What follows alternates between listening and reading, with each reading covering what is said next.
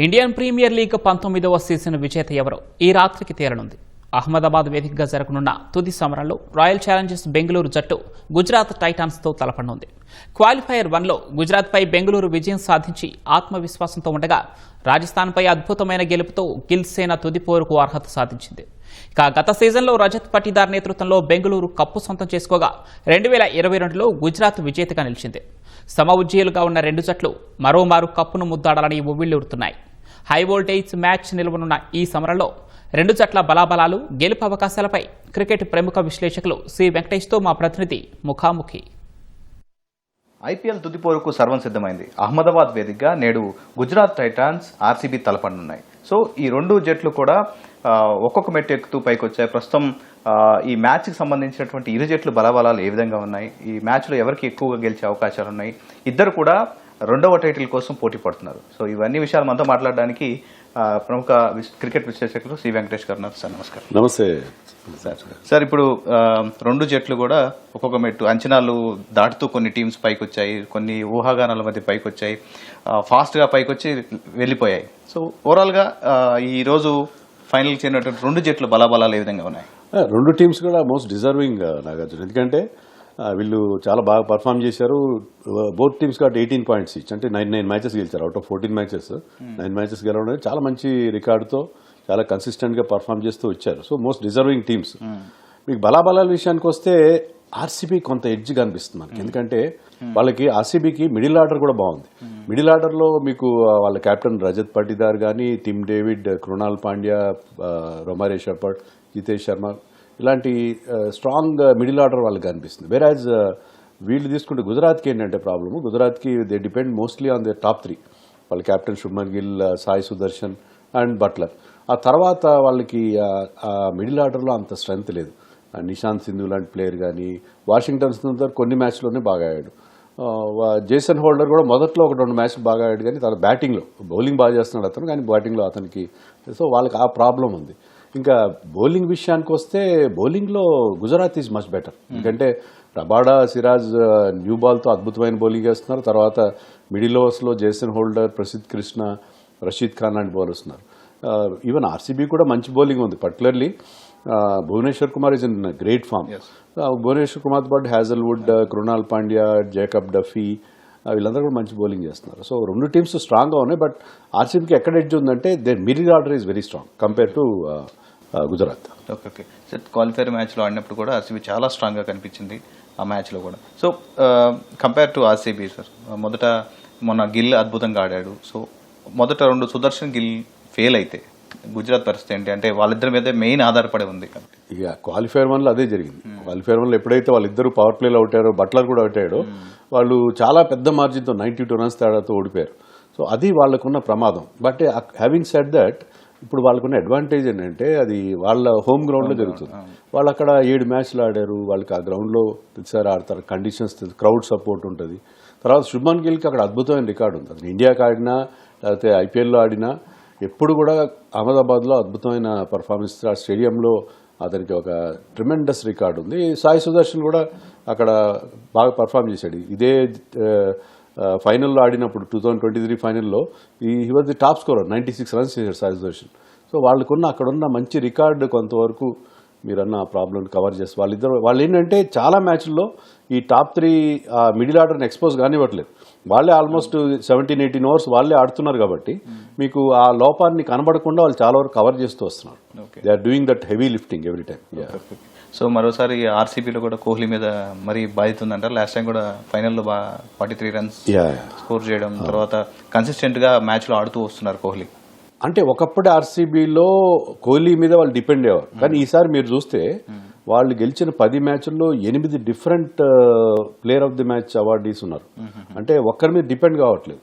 అప్పుడు పటీదార్ బ్రహ్మాండమైన ఫామ్లో ఉన్న వాళ్ళు కెప్టెన్, కానీ దేవదత్ పడిక్కల్, మీకు బౌలింగ్లో వస్తే భువనేశ్వర్ కుమార్, హ్యాజల్వుడ్, డఫీ, వీళ్ళందరూ కూడా man of the match awards గెలుచుకున్నారు. సో ఈవెన్ వెంకటేశ్వర్ లేట్గా టీంలోకి వచ్చాడు, అతను కూడా బాగా పర్ఫామ్ చేస్తారు. సో ఒకప్పుడు వాళ్ళు టోటల్గా కోహ్లీ మీద డిపెండ్ అయ్యారు. కోహ్లీ ఇప్పటికే బ్రహ్మాండంగా ఆడుతున్నాడు, is in great form. But Kohli మీద ఎంటైర్లీ డిఫెండ్ కారు. కానీ కోహ్లీకి ఉన్న అడ్వాంటేజ్ ఏంటంటే అతను డిఫరెంట్ గేర్స్లో ఆడగలడు. అతను ఫైనల్స్ బౌలింగ్ ఆడిన అనుభవం ఉంది. టీం రిక్వైర్మెంట్ బట్టి స్లోగా ఆడాలా ఫాస్ట్గా ఆడాలా అతను ఒక పక్క యాంకరింగ్ రోల్ ప్లే చేస్తూ ఉంటాడు. మిగతా వాళ్ళు అతని ఎక్స్పీరియన్స్ బేస్ చేసుకుని మిగతా వాళ్ళని అతను గైడ్ చేస్తారు. అతని లీడర్షిప్ చాలా ముఖ్యం ఆ టీంకి.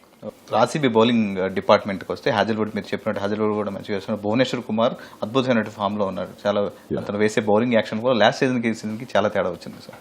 సో బౌలింగ్ డిపార్ట్మెంట్ విషయానికి వస్తే ఆర్సీబీలో ఉన్నటువంటి స్ట్రాంగెస్ట్ ఏంటి? అదే భువి బౌలింగ్ ఎక్స్ట్రాడినరీ బౌలింగ్ చేస్తున్నాడు అతను. ముఖ్యంగా పవర్ ప్లేలో వికెట్స్ తీస్తున్నాడు. శుభ్మన్ గిల్కి అగేన్స్ట్ మంచి రికార్డు ఉంది. శుభ్మన్ గిల్ని 5-6 సార్లు అవుట్ చేసిన బ్రహ్మాండ రికార్డు కూడా ఉంది. హ్యాజల్వుడ్ ఆఫ్ లేట్ పవర్ ప్లేలో సరిగా వేయట్లేదు. సో జేకబ్ డఫీని వాళ్ళు మొదట్లో బాగా వేసిన డఫీని తెచ్చుకున్నారు. ఈవెన్ రసిక్ సలాందార్ అతను కూడా మంచి బౌలింగ్ చేస్తున్నాడు. 17-16 వికెట్లు తీశాడు అతను. సో అతను చాలా లేట్గా అతనికి ఎంట్రీ ఇచ్చారు, కానీ అతను చాలా మంచి బౌలింగ్ చేస్తున్నారు. కృణాల్ పాండ్యా గురించి మనం ప్రత్యేకంగా చెప్పుకోవాలి. కృణాల్ పాండ్యా చాలా వేగంగా వేస్తున్నాడు, బౌన్సర్లు వేస్తాడు. అతని యాక్షన్లో చేంజ్, తర్వాత అతని రిలీజ్ పాయింట్లో చేంజ్, రకరకాల మార్పులు చేసి అతను ఆ రిజల్ట్ రాబడుతున్నాడు. So he's extremely good. So వాళ్ళ బౌలింగ్ ఓవరాల్గా చాలా బాగుంది. ఓకే, మీరు అన్నట్టు రసీక్ కూడా వాళ్ళకి ఆర్సీబీకి తెలిసినట్టు ఒక ఎసెట్ అనుకోవచ్చు. యా, డెఫినెట్గా. సార్ ఇప్పుడు దీనికి తోడు ఇప్పుడు మనకి గుజరాత్ టైటన్స్లో కూడా అద్భుతమైన బౌలింగ్ ఉంది. రబాడా అద్భుతంగా బౌలింగ్ చేస్తున్నాడు, సిరాజ్ చేస్తున్నాడు, దాని జేసన్ హోల్డర్ కూడా మంచి బౌలింగ్ పడుతుంది. దాంతోపాటు రషీద్ ఖాన్ ఆల్సో. సో వాళ్ళ బౌలింగ్ డిపార్ట్మెంట్ ఏ విధంగా ఉంది సార్? వాళ్ళ బౌలింగ్ డెఫినెట్గా బెటర్గా ఉంది. ఎందుకంటే రబాడా 150 కిలోమీటర్స్ వేగంలో బౌలింగ్ చేస్తున్నాడు. Siraj is very good. Siraj కూడా అతను ఇద్దరు మంచి కాంబినేషన్. బట్ మిడిల్ ఓవర్స్లో మీకు జేసన్ హోల్డర్, ప్రసిద్ధ్ కృష్ణ, రషీద్ ఖాన్ లాంటి. సో బౌలింగ్లో వాళ్ళు చాలా స్ట్రాంగ్గా ఉన్నారు. సో ఆర్సీబీకి చాలా పెద్ద పరీక్ష అవుతుంది. ఎందుకంటే ఈ రెండు టీమ్స్ లీగ్ స్టేజ్లో ఆడినప్పుడు ఇదే గ్రౌండ్లో ఆర్సీబీ 155 మాత్రమే చేయగలిగింది. మ్యాచ్ కూడా ఓడిపోయారు. సో అందుకని ఆర్సీబీకి కూడా వాళ్ళ నుంచి థ్రెట్ వస్తుందని మనం అనుకోవచ్చు. మీరు అన్నట్టు హోమ్ గ్రౌండ్లో ఆడినటువంటి అనుభవం వాళ్ళకి చాలా బాగుంది అన్నట్టు. క్రౌడ్ సపోర్ట్ ఉంది. ఏమైనా టాస్ కూడా ఏమైనా ఎఫెక్ట్ చూపించే అవకాశం ఉందా? సో ఫస్ట్ బ్యాటింగ్ చేసి అక్కడ బ్యాటింగ్కి అనుకూలంగా ఉండే పిచ్ లాగా కనిపిస్తుంది మనకు మోస్ట్లీ. సో అలాంటి బ్యాటింగ్ అనుకూలమైన పిచ్ మీద డెఫినెట్గా మీకు ఫస్ట్ బ్యాటింగే బెటర్ అవుతుంది. కానీ డ్యూ ఫ్యాక్టర్ ఉంటే అహ్మదాబాద్లో కొంచెం డ్యూ పడే అవకాశం ఉంటుంది. ఒకవేళ మంచు కనుక పడితే అది కొద్దిగా సెకండ్ బ్యాటింగ్ టీంకి అడ్వాంటేజ్ అవుతుంది. ఎక్కువగా ఏంటంటే చేజింగ్ టీమ్స్ ఎక్కువగా ఫైనల్స్ గెలవడం అనేది ఇటీవల ఐపీఎల్లో మనం చూసాం. టాస్ గెలిచిన టీం ముందు బ్యాటింగ్ తీసుకుంటుందా బౌలింగ్ తీసుకుంటుందా అనేది డిపెండ్స్ ఆన్ కండిషన్స్. అది చాలా వరకు బ్యాటింగ్ ఫ్రెండ్లీ పిచ్ అని చెప్తున్నారు. Even T20 world cup final కూడా అదే పిచ్ మీద జరిగింది, పిచ్ నెంబర్ 6.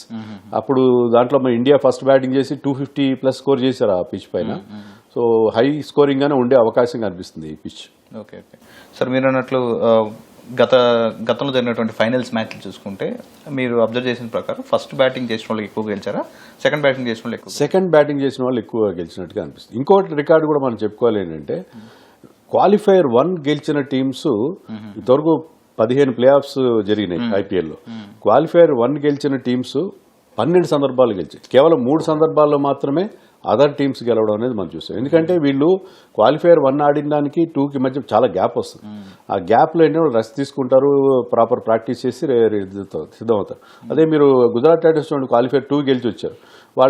వాళ్ళు ఫ్లైట్ కూడా డిలే అయింది. అక్కడ ఏదో తుఫాన్లు రావడం వల్ల డిలే అయ్యి వాళ్ళు శనివారం అర్ధరాత్రి చేరుకున్నారో ఆదివారం పొద్దున్న చేరుకున్నారో తెలియదు. సో వాళ్ళకి ఎలాంటి వాళ్ళు హోమ్ గ్రౌండ్ అయినప్పటికీ వాళ్ళకి అసలు రెస్ట్ లేని పరిస్థితి. రెస్ట్ లేకుండా వరుసగా 3 మ్యాచ్లు ఆడేసి 2 మ్యాచ్లు ఆడి మళ్ళీ ఫైనల్లో ఆడాలి. అందుకే మనకి ఐపీఎల్లో మనం చూసేది ఏంటంటే జనరల్గా క్వాలిఫైయర్ 1ని గెలిచిన టీమే టైటిల్ గెలవడం అనేది మనకి డజన్ సందర్భాల్లో మనం ఆ రికార్డ్ చూసాం. ఓకే సార్, ఇప్పుడు మనకి ఎంత స్కోర్స్ ఫైనల్స్లో రెగ్యులర్గా ఎంత స్కోర్స్ వచ్చే అవకాశం ఉంది? హై స్కోరింగ్ మ్యాచెస్ ఉండొచ్చా ఈ మ్యాచ్ ఈరోజు? అంటే ఫైనల్లో మిగతా మ్యాచ్లకి ఫైనల్ తేడా ఏముంటుందంటే ఫైనల్ ఆడేవాళ్ళు కొంచెం ప్రెషర్లో ఉంటారు. సో మిగతా చోట్ల వచ్చినంత హెవీ స్కోరింగ్ వచ్చే అవకాశం కొంచెం సందర్భాలు తక్కువ. ఒకవేళ 200 పైన చేస్తే first batting team second batting చేసే టీంకి చాలా కష్టం. ఎందుకంటే ఇది ఫైనల్, మెగా ఫైనల్ కాబట్టి చేజింగ్ టీం ప్రెషర్లో ఉంటుంది. సో ఫస్ట్ బ్యాటింగ్ టీం 210, 215 ఆ లెవెల్ స్కోర్ చేస్తే దాన్ని చేజ్ చేయడం సెకండ్ టీంకి చాలా కష్టమయ్యే పరిస్థితి ఉంటుంది కంపేర్ టు అదర్ మ్యాచెస్లో.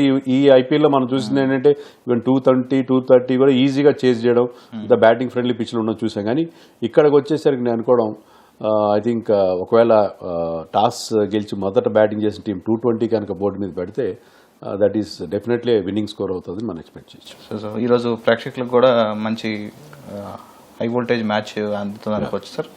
సో ప్రేక్షకులు కూడా అంటే ఆర్సీబీ మీద ఎక్కువ ఫోకస్ ఉంటుంది గుజరాత్ కంటే ఎక్కువ, అంటే చాలా ఎప్పటి నుంచో ఉన్న టీం ముందు, దాంతోపాటు కోహ్లీ ఉన్నాడు, అలాంటి టైటిల్ గెలిచినారు ఒకసారి. ఇద్దరు కూడా రెండు టీమ్స్ కూడా రెండో టైటిల్ కోసం వెయిట్ చేస్తున్నాయి సార్. సో ఆర్సీబీ మీద చాలా మంది ఎక్కువ ఫ్యాన్స్ ఎదురు చూస్తూ ఉన్నారు. సో దీన్ని ఏ విధంగా మీరు చెప్తారు? ఆర్సీబీకి ఉన్న ఫ్యాన్ బేస్, అద్భుతమైన ఫ్యాన్ బేస్ ఉంది. అందులో లాస్ట్ ఇయర్ టైటిల్ గెలిచారు కాబట్టి వాళ్ళు మరింత ఉత్సాహంతో ఉంటారు. సో ఆర్సీబీ ఫ్యాన్స్, మీరు గుజరాత్ స్టేడియంలో, అది హోమ్ గ్రౌండ్, అక్కడ గుజరాత్ అయినా కూడా ఎక్కువగా ఎర్ర చొక్కాలు మనకి ఆర్సీబీ సపోర్టర్స్ కనిపించే అవకాశం ఎక్కువగా ఉంది. ఎందుకంటే కోహ్లీ టీం కాబట్టి, కోహ్లీ ఎక్కడ ఆడినా కూడా అతనికి ఆ ఫాలోయింగ్ ఉంటుంది. సో ఇక్కడ కూడా అదే, ఈవెన్ హైదరాబాద్లో మ్యాచ్ జరుగుతున్నప్పుడు కూడా ఆరెంజ్ షర్ట్స్కు ఈక్వల్గా రెడ్ షర్ట్స్ మనం చూడడం జరిగింది. అదే ఇక్కడ కూడా అలాగే జరిగే అవకాశం ఉంది. సార్ ఇప్పుడు ఐపీఎల్ నుంచి మంచి మంచి ప్లేయర్స్ ఈ సీజన్లో చాలా మందిని చూసాం సార్. ఒక మంచి అసెట్ ఈ రెండు టీముల నుంచి మంచి ప్లేయర్స్ ఎవరు ఉన్నారు సార్ నెక్స్ట్ ఇండియాకి భవిష్యత్? ఈ రెండు టీం నుంచి అంటే శుభ్మన్ గిల్ మళ్ళీ T20 ఫార్మాట్లోకి వస్తాడేమో అని అనిపిస్తుంది నాకు. ఈ రెండు టీం నుంచి ఇప్పుడు ప్రస్తుతం రజత్ పాటీదార్ కూడా మళ్ళీ తన ఇండియా, నిన్న అతను ప్రెస్ మీట్లో కూడా అడిగారు ఇండియాకి. ముఖ్యంగా అతను స్పిన్ బాగా ఆడతాడు కాబట్టి అతన్ని ఈవెన్ టెస్ట్ మ్యాచ్లో గతంలో ట్రై చేస్తారు. అన్ని ఫార్మాట్స్లో అతనికి ముఖ్యంగా T20లో అతను ఆడుతున్న తీరు అతను మళ్ళీ ఇండియన్ టీంలోకి వచ్చే అవకాశాలు కనిపిస్తున్నాయి. కృణాల్ పాండ్యా కూడా మళ్ళీ చాలా లేట్ ఏజ్లో అయినా మళ్ళీ ఈ కెన్ స్టేజ్ కమ్ బ్యాక్ అని కూడా మనం అనుకోవచ్చు. ఓకే, సో ఫైనల్గా ఈరోజు మ్యాచ్ ఎలా ఉండబోతుంది సార్? ఎటువంటి మ్యాచ్ ప్రేక్షకులు చూడబోతున్నారు? హై వోల్టేజ్ మ్యాచ్ ఉంటుంది. ఎందుకంటే రెండు టీమ్స్ కూడా చాలా చాలా strong teams. Both are good in batting. Rabada versus Virat Kohli, Bhuvneshwar versus Shubman Gill, ఇలాంటి ఇండివిజువల్ బ్యాటిల్స్ కూడా చాలా చాలా ఆసక్తికరంగా ఉండే అవకాశం ఉంది. Okay, thank you sir, thank you so much. చూసాం కదా, ఈరోజు ఫైనల్ చాలా ఆసక్తికర పోరు ఉండబోతుందని చెప్పేసి సి వెంకటేష్ గారు చెప్తారు. ముఖ్యంగా గత కొన్ని సీజన్స్ మనం చూస్తే కనుక క్వాలిఫైర్ 1 గెలిచిన టీమే దాదాపు ఫైనల్ చేరుతుంది, ఫైనల్ టైటిల్ గెలుస్తుంది అనేది గణాంకాలు చెప్తున్నాయని చెప్తున్నారు. అయితే రెండు వైపుల టీంని బలాబలాలు చూస్తే కనుక ఆర్సీబీకి కొంత ఎడ్జ్ ఉండే అవకాశం ఉంది. అన్ని విభాగాల్లో, అన్ని డిపార్ట్మెంట్స్లో మంచిగా ఉంది. సో గుజరాత్ కనుక కన్సిస్టెన్సీని లాస్ట్ మ్యాచ్ లాగా కొనసాగిస్తే కనుక వాళ్ళు కూడా టైటిల్ గెలిచే అవకాశం ఉందని సి వెంకటేష్ గారు చెప్తున్నారు. ఓవరాల్గా ఈరోజు ఒక మంచి హై వోల్టేజ్ మ్యాచ్ని మనం చూడబోతున్నామని వెంకటేష్ గారు చెప్తున్నారు.